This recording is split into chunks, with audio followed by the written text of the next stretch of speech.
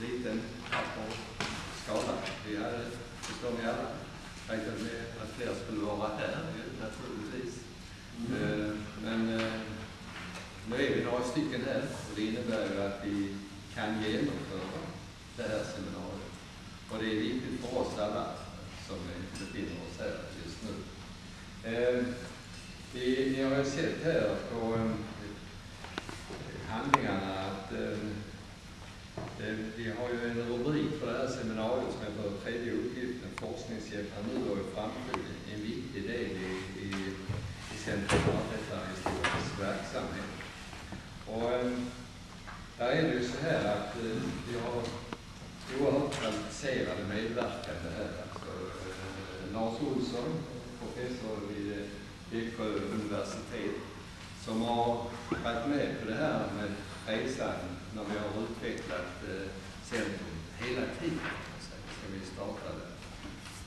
Lars, han är idag en supplant i centrums styrelse eller ersättare som vi säger i styrelsen. Och sen har vi Lars Berggren som är rektor vid den historiska institutionen i Lund. Spännande. Och Viktor här ska berätta lite själv om just sådana här konkreta grejer när vi har gått igenom det här första delen av Lars och Lars. Så är det tänkt, och när vi har avverkat detta så ska vi äta en smörgåstårta och sen så begynner årsmötet för Centrum för arbetarhistoria när vi har gjort det. Så där är upplägget. Som sagt, ännu en gång hjärtligt välkomna hit. Och vi hoppas ju att vi ska få, nu vi är så liten grupp, vi är ungefär som i studiecirkel, så att vi borde kunna ha samtal. Ja, Lars Olsson. Det gäller här och analysera Lars som ska börja.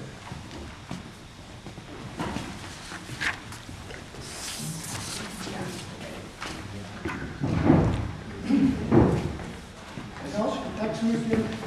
Det är inbjudan.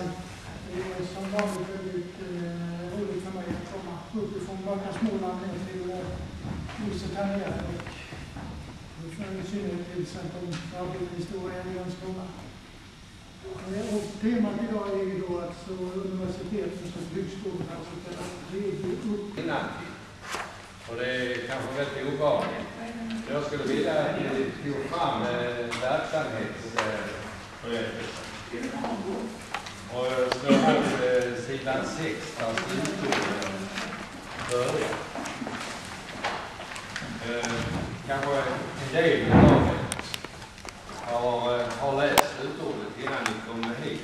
Men i så fall så kan man säga att det är en repetition av slutordet. Slutorden i den här verksamhetsberättelsen sammanfattar det väl. Och Centrum för arbetarhistoria befinner sig idag på de två raderna som står där, men också de framtidsfrågor som vi måste ta tag i ganska snart. Det står så här. Centrum för arbetarhistoria bygger på 3 delar. Forskning i och undervisning om arbetarhistoria. Forskningscirklar ska vara en bärande del i denna verksamhet. Arkiv för dokumentering av arbetarklassen och arbetarrörelsens historia. Utställningsverksamhet om arbetarklassen och arbetarrörelsens historia. Med utgångspunkt från ovanstående kan vi konstatera att vi kommit närmare våra möjligheter att skapa en nationell och europeisk folkrörelseinstitution som bygger på ovanstående delar. För att klara en utveckling av forskning i och undervisning om arbetarhistoria krävs en samlad kraft i form av en professorstjänst. Under rubriken Professor vid Centrum för arbetarhistoria i årets verksamhetsberättelse redogör vi för våra framgångar när det gäller professorstjänsten. Vi kan också med glädje konstatera att arbetarrörelsens arkiv har en mycket positiv utveckling. För att kunna möta framtiden och den kommande utvecklingen bör vi börja fundera över hur vi håller för att göra presentera den överenskommelse underskriven som vi har med universitetet. Men det gick inte beroende på att det är sådana juridiska formaliteter som man också måste reda ut. Och det är inte alls så lätt. Jag tänkte här att jag ska kortfattat visa vad det här avtalet innehåller. Nu får jag visa de här tavlorna här, de är så små så man kan inte läsa om lägger på sådana här bild. Så nu ska vi se här om det fungerar som det gjorde i eftermiddag. Jo då. Kan man inte släcka huset här?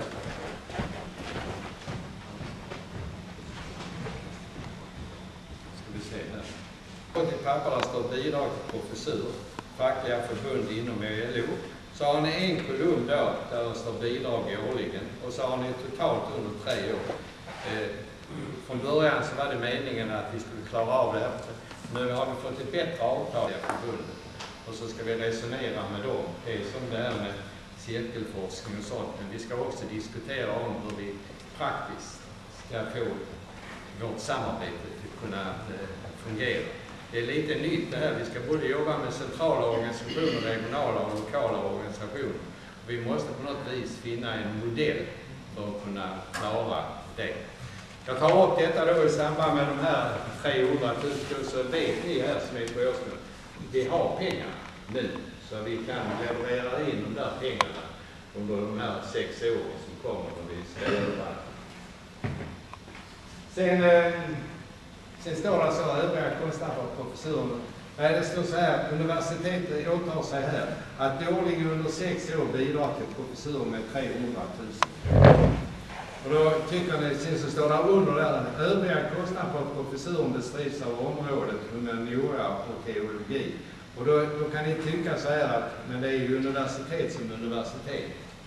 Så tyckte jag också till början, men det är så enkelt är det inte. Utan de här 300 000 kvar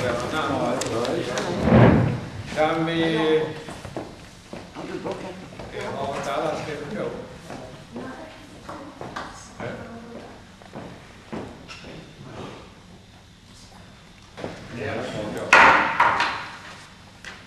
Sen paragraf 3 är det årsmötets stadgeenliga utlysande. Och det är det så här att enligt stadgarna så ska vi kalla 14 dagar innan årsmötet. Nu kallar vi den 14 februari, så det var ju god tid enligt gällande stadgar. Kan vi tillsammans konstatera att vi har följt stadgarna när det gäller kallelse till årsmötet? Ja. Och jag skulle vilja rikta ett särskilt tack till Gösta Nilsson som har lagt ner ett enormt arbete i det här. Jag skulle vilja säga att utan Göstas engagemang så hade vi inte nått fram till den här professortjänsten. Nu är vi inte ända i mål, men det beror inte på pengarna och det beror definitivt inte på Gösta, jag kan lova er det. Så jag tycker att från styrelsens sida och från årsmötets sida så riktar vi ett varmt tack till Gösta för all den energi och kraft han har lagt ner i världen för att få igenom den här planen.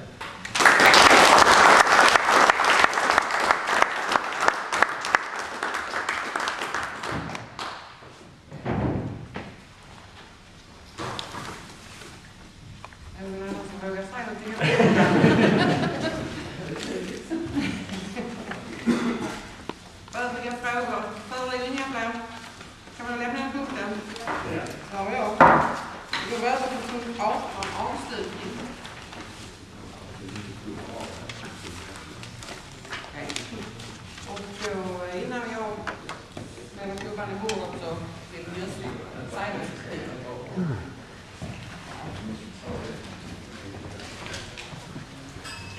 Jag ska dela upp.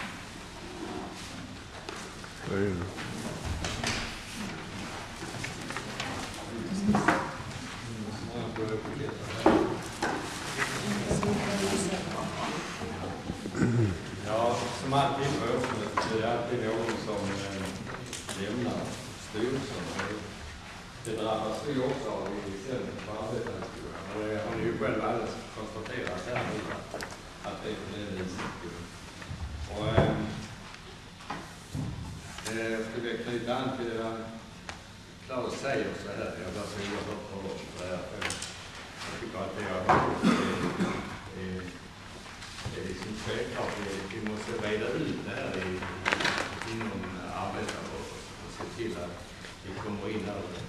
annat tänk, alltså med forskning och utbildning och så. Sen är det klart, så alla kollegor här och applåden här, det värmer oerhört mycket. Det ska ni ha jättetack för allesammans. Men man kan inte åstadkomma sånt här utan att det är en styrelse. Det är oerhört viktigt. Styrelsen är ett kollektivt arbete. Det har alltid varit för mig. Sen det är klart att någon måste gå i täten hela tiden. Och då blir det ofta så att ni gör det ordförande då som är bör göra det. Men man klarar inte de där rollerna om man inte har starkt stöd i olika sammanhang. Jag måste säga det att jag har vi haft i sån här styrelse. Då är det några stycken som lämnar och så vitt jag kan förstå här så är det bara en som är här utav de som lämnar och det är Camilla. Och att det är så. Camilla, jag kommer säkert att sakna dig.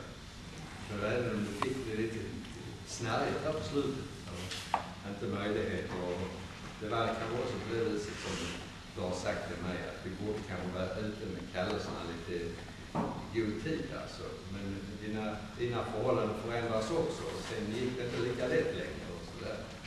Men jag vågar försöka